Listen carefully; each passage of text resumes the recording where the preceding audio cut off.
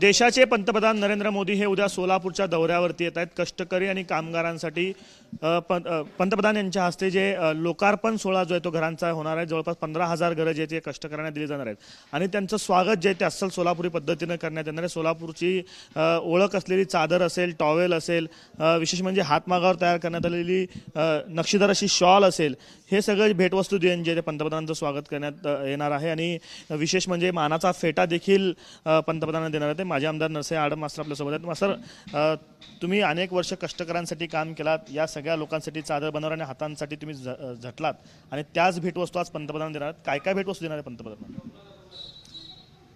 एक कामगाराचं प्रतीक पंतप्रधान महोदयांना पोचावं म्हणून अशा पद्धतीचं भेट आम्ही देतो। काय काय या भेटीमध्ये? या भेटीमध्ये त्यांना एक मोमेंटो दिलं जाणार आहे, ते पुढं गेलेलं आहे। त्यांना पेटा एक वैशिष्ट्यपूर्ण रीतीनं पेटा तयार झालेला आहे। हातमागाची विणलेलं, प्रत्यक्ष विणलेलं हे शॉल आहे। त्यानंतर चादर 2 आहेत, 2 टॉवेल आहेत।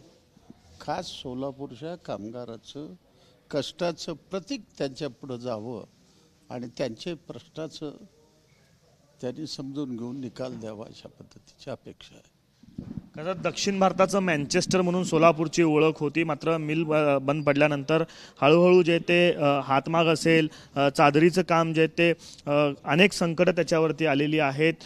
डुप्लिकेशन चादरांचं मोठ्या प्रमाणात झालं, त्यामुळे सोलापूरच्या या उद्योगाला नव्या पद्धतीनं गती देण्याची गरज आहे। आणि त्याच भेटवस्तू ज्या आहेत ते आडम मास्तर यांच्या वतीनं असेल किंवा रेनगर फेडरेशनच्या वतीनं पंतप्रधान महोदयांना दिले जाणार आहेत आणि त्यांचं स्वागत अस्सल सोलापूर पद्धतीनं केलं जाणार आहे। कॅमेरा पर्सन अयूब कागदीसह आफताब शेख, एबीपी माझा, सोलापूर। एबीपी माझा, उघडा डोळे बघा नीट।